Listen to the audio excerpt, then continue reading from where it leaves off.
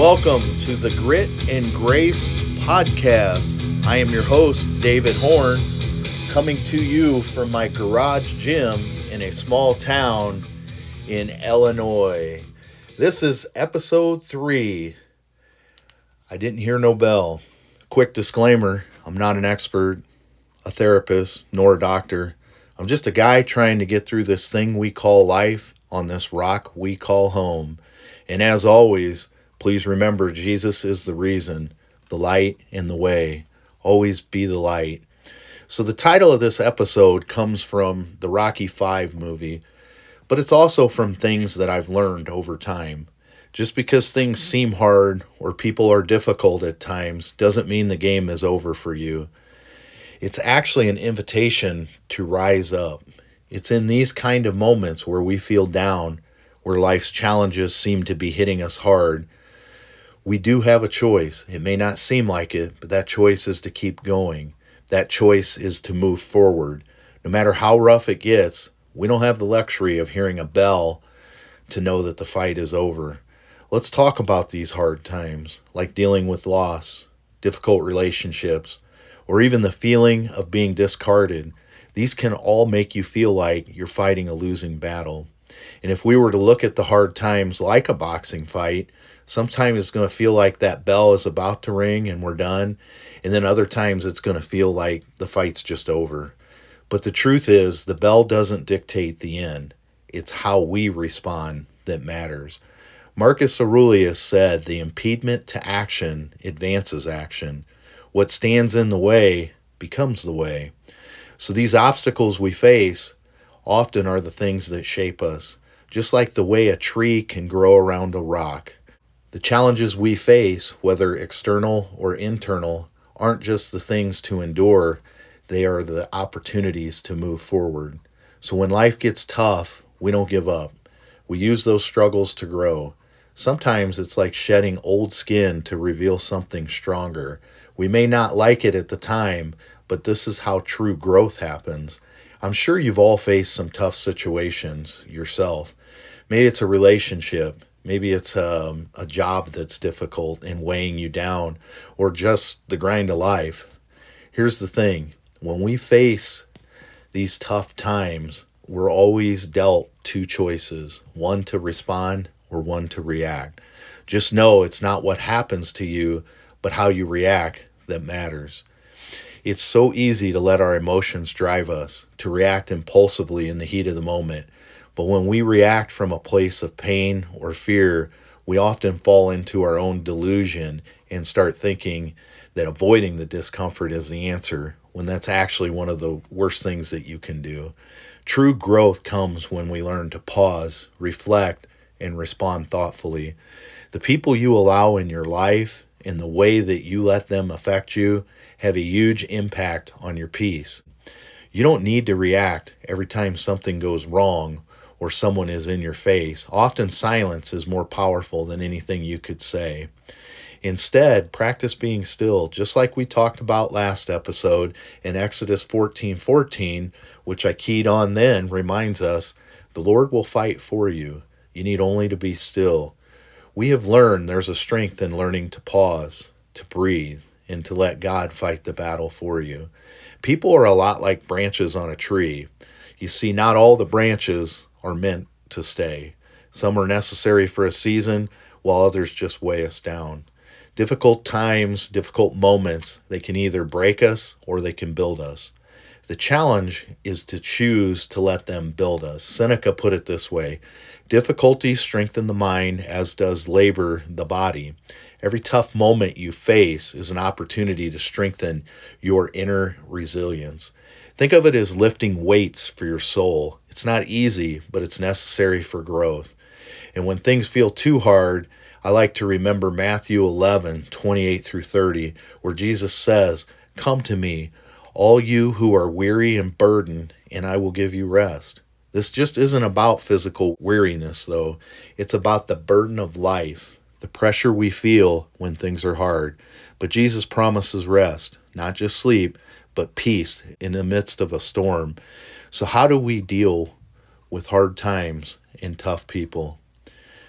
We control what we can and we let go of what we can't. The Bible teaches us to cast all of your anxiety on him because he cares for you.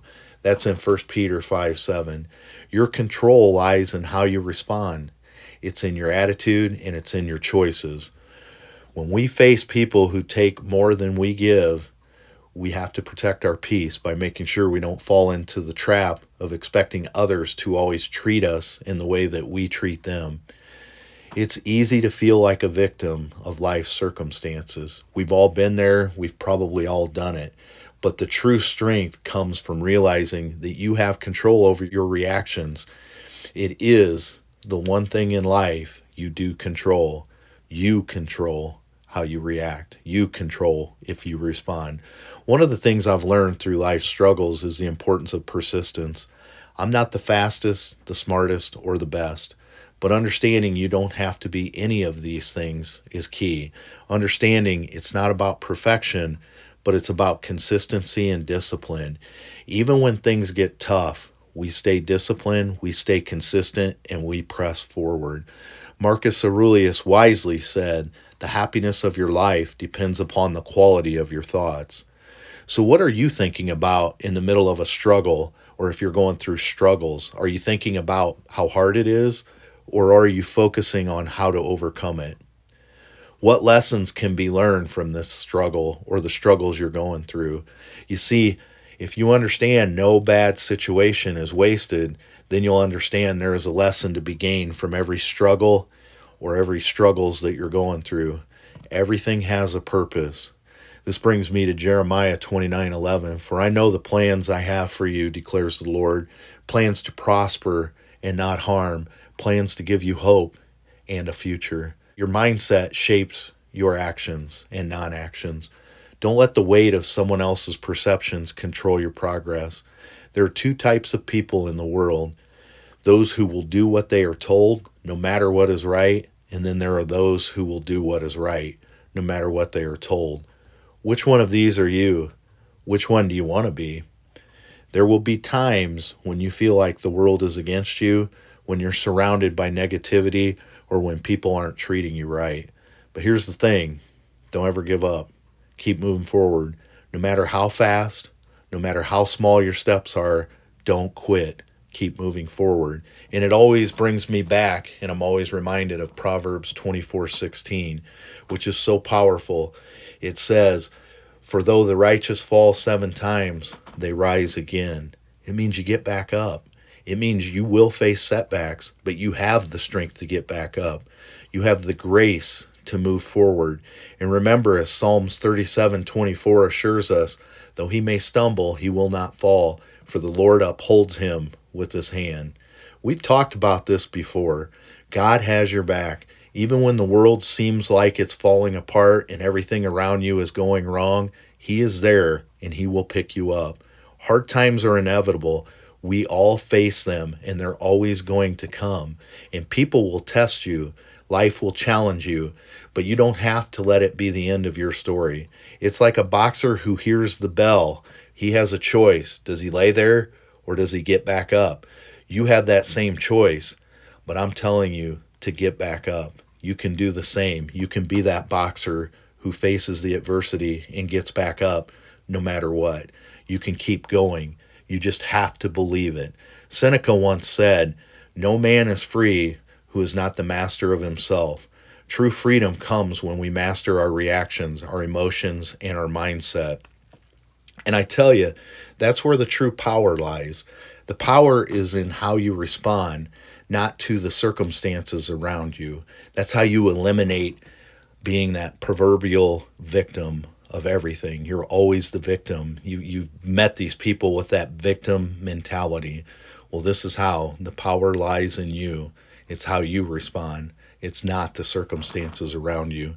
So this takes me back to a story of one of the jobs when I was a younger guy I had was a delivery driver. I was hauling roofing supplies for a small business with fewer than 10 employees.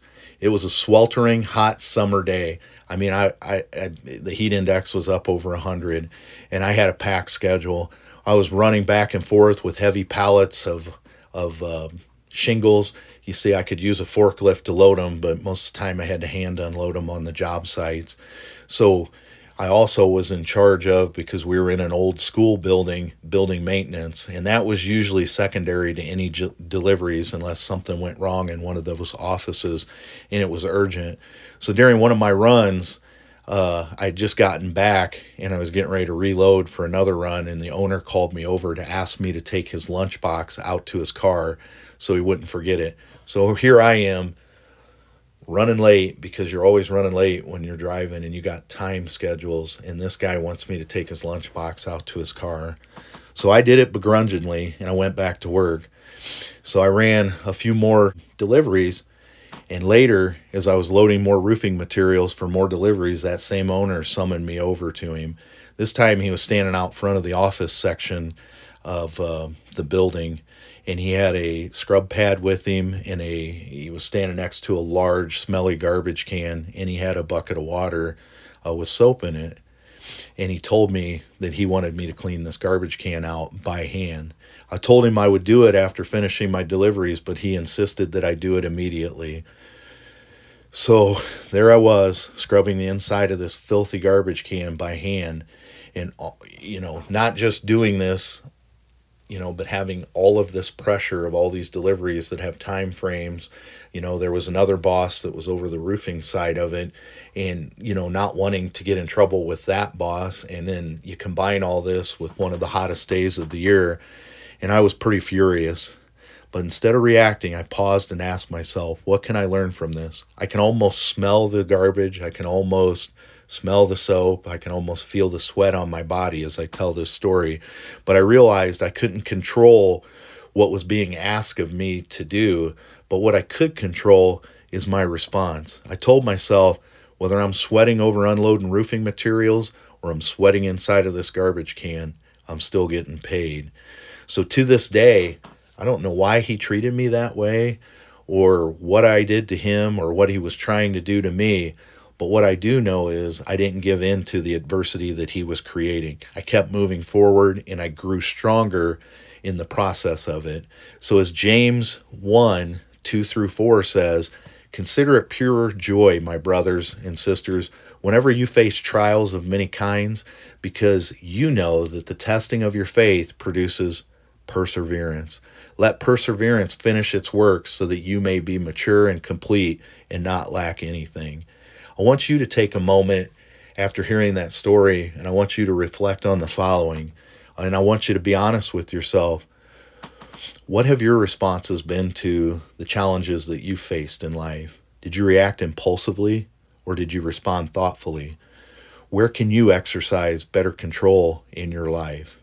So let's start there. And if you have to look back, remember to assess what's in the past, but don't allow it to trap you there. Just assess it and move on, because as we talked about before, it is done and it's over, and it is what it is. So don't live there. Use it as a positive to help your present self. We always need to keep pushing forward, because the fight isn't over until you hear that bell. And I want you to know, if you didn't hear a bell, then it's time to keep moving forward. And you may ask, how do you keep moving forward? Well, here are 3 things that you can do that keep yourself moving forward. Number 1, pause and reflect before reacting, because you see, your immediate reaction more often than not will make things worse than it makes things better. And it is better to take a moment to pause, reflect, and then respond instead of reacting. Number 2, control the controllables.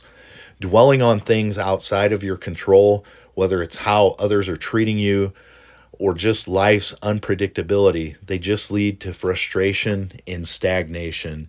Instead, I want you to focus on what you can control, like your thoughts, your actions, and your attitudes. And the third thing, feed your mind, body, and spirit with positivity. Why does this matter, you might ask? Well, if your mindset is focused on negativity or defeat, it's really hard for you to move forward. It makes moving forward seem impossible. But if you're feeding your mind with truths and hope and giving yourself the positive things necessary that will impact you and give you the strength to move forward and press on, well, that's how you succeed.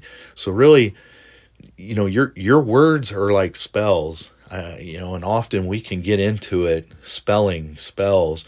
If I constantly put myself down, I'm constantly lethargic. I'm not doing what I'm supposed to do. I don't feel good about myself, and it just makes life hard. If I'm feeding my mind, my body, and my spirit with positivity, well, then I'm in a better mood, and when I'm in a better mood, things are more achievable. So I want you to really think about those three things moving forward that will allow you to always move forward. So this brings me to Psalms 90:12, and it states, "Teach us to number our days that we may gain a heart of wisdom." Wisdom is key, and it really is something that, sure, it comes with experience, it comes with age, but that time that we take, because we know our days are numbered, to make the most of every day is really the key to gaining knowledge in everything that we're doing. And I believe this verse reminds us of the preciousness of time and the importance of living wisely with grace and resilience. I think it also implies to live a life that makes the most of every opportunity or challenge by moving forward, no matter what the adversity is that's in front of you. So I want you to remember, if you didn't hear no bell, then there is no quit. There's only perseverance to move forward. And I hope you have a week full of strength, clarity, and the grace to handle whatever comes your way. And always remember to be the light.